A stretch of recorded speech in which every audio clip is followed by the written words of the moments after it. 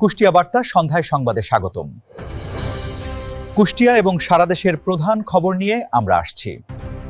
কুষ্টিয়া সরকারি শিশু পরিবার 18 বছর পূর্ণ হওয়ায় 5 এতিমের ভবিষ্যৎ অনিশ্চিত।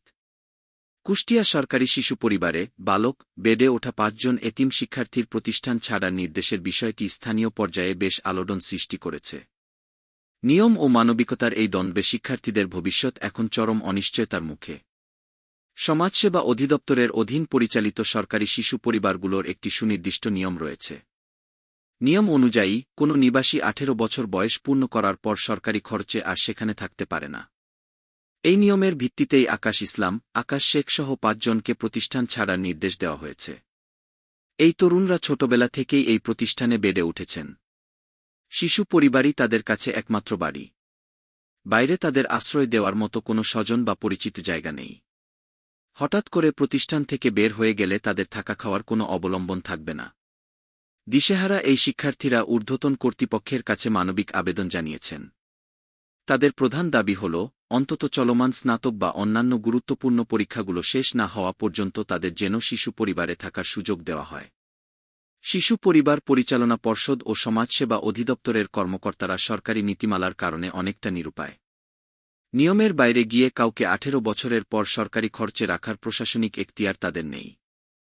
কুষ্টিয়া বার্তার পক্ষ থেকে এবং স্থানীয় সুশীল সমাজ, মানবাধিকার কর্মী ও সচেতন নাগরিকরা মনে করছেন বিষয়টি অত্যন্ত স্পর্শকাতর ও মানবিক। তারা মনে করেন এই মেধাবী তরুণদের পথে ঠেলে না দিয়ে জেলা প্রশাসন, ডিসি ও সমাজসেবা অধিদপ্তরের ঊর্ধ্বতন কর্তৃপক্ষের বিশেষ বিবেচনায় একটি বিকল্প বা সাময়িক ব্যবস্থা গ্রহণ করা উচিত। স্থানীয় বিত্তবান বা দাতা সংস্থার মাধ্যমে তাদের পড়াশোনার খরচ ও থাকার ব্যবস্থা করার জন্য প্রশাসনের উদ্যোগ নেওয়া দরকার বলে তারা মত দিয়েছেন। সামাজিক দায়বদ্ধতার অংশ হিসেবে টানা বৃষ্টিপাতে কর্মহীন হয়ে পড়া কুষ্টিয়ার দৌলতপুর উপজেলার সীমান্তবর্তী 100টি অসহায় ও নিম্নায়ের পরিবারের মাঝে খাদ্যসামগ্রী বিতরণ করেছে 47 বিজিবি।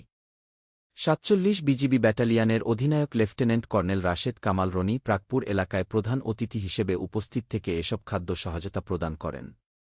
এছাড়া কুষ্টিয়ার সীমান্তবর্তী বিভিন্ন এলাকায় বিশেষ গোয়েন্দা অভিযান পরিচালনা করে 21,06,575 টাকা মূল্যের বিভিন্ন ধরনের ভারতীয় মাদকদ্রব্য ও চোরাচালানি মালামাল জব্দ করেছে বিজিবি।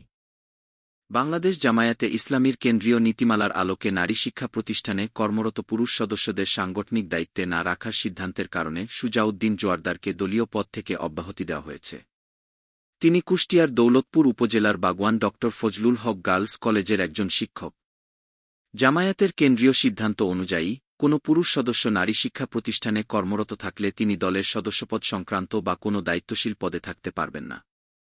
সুজাউদ্দিন জোয়ারদারের অব্যাহতির পর কুষ্টিয়া জেলা জামায়াত এর নতুন সেক্রেটারি হিসেবে শহরের আমির মাওলানা মোহাম্মদ এনামুল হককে মনোনীত করা হয়েছে। এটি ছিল আজকের সর্বশেষ খবর। কুষ্টিয়া বার্তা নিউজের সাথে থাকুন।